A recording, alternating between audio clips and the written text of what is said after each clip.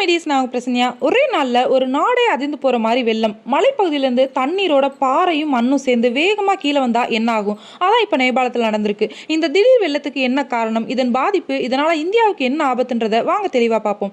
இது நேபாளத்தோட வடக்கு பகுதியில் உள்ள ரசவா மாவட்டம், அதான் நேபாள் சைனா பார்டர் பக்கத்தில் ஸ்டார்ட் ஆச்சு. இதோட தாக்கம் கோசி மற்றும் திரிசூலி நதி வழியாக கீழ்ப்பகுதிகளுக்கு பரவுச்சு. முதல்ல இந்த அதிர்வை சிலர் நிலநடுக்கம்னு தான் நினைச்சாங்க. பின்னர் யுஎஸ் ஜியோலாஜிக்கல் சர்வே ரிப்போர்ட் படி இது நிலநடுக்கம் இல்ல, ஒரு பெரிய glacier collapse ice rock debris ஃப்ளோன்னு சொன்னாங்க. அதாவது உயரமான இமயமலை பகுதியில் பனி மற்றும் பாறை தொகுதி சரிந்து மிகப்பெரிய அளவில் மேலிருந்து தண்ணி, பாறை, மண்ணு மூணு சேர்ந்து வேகமாக கீழ்ப்பகுதிக்கு வருது.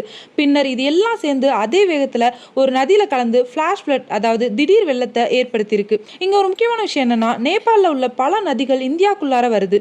அதுவும் திரிசூலி நாராயணி காண்டக் நதி அமைப்பில் நாராயணி நதி இந்தியாவுக்குள்ள வந்ததுக்கு அப்புறம் காண்டக் அப்படின்னு அழைக்கப்படுது. ஸோ நேபாளில் திடீர்னு நீர்வரத்து அதிகரிச்சா அது இந்தியாவோட பீகார் மற்றும் உத்தரப்பிரதேஷ் பகுதிகளிலையும் தாக்கத்தை ஏற்படுத்தும். இது காலநிலை மாற்றத்தினால் ஏற்படுதான்னு விஞ்ஞானிகள் என்ன சொல்றாங்கன்னா, இமயமலை பகுதிகளில் வெப்பநிலை அதிகரிக்கிறதுனால பனிப்பாறைகள் மற்றும் மலைப்பகுதிகளில் மாற்றம் ஏற்படலாம்னு, இதனால எதிர்காலத்தில் இந்த மாதிரியான திடீர் வெள்ளத்தினால ஆபத்து அதிகரிக்கலாம்னு எச்சரிக்கிறாங்க. ஆனா இந்த வெள்ளம் காலநிலை மாற்றத்தால் மட்டும் நடந்துச்சுன்னு இப்போதைக்கு உறுதியா சொல்ல முடியாது. பல இயற்கை காரணிகள் சேர்ந்து இந்த பேரழிவை தீவிரப்படுத்தி இருக்கலாம். இதுல மீட்பு பணிகள் தீவிரமா நடந்துட்டு இருக்கு. 160க்கும் மேற்பட்ட உயிரிழப்புகள் ஏற்பட்டிருக்கு. நூற்றுக்கணக்கானோர் காணாம போயிருக்காங்க. ஸோ நம்ம அண்டை நாடான நேபாளத்தில் நடந்த இந்த சம்பவம் ஒரு முக்கியமான விஷயத்தை நமக்கு உணர்த்துது. இயற்கை பேரிடர்களுக்கு எல்லையே கிடையாது.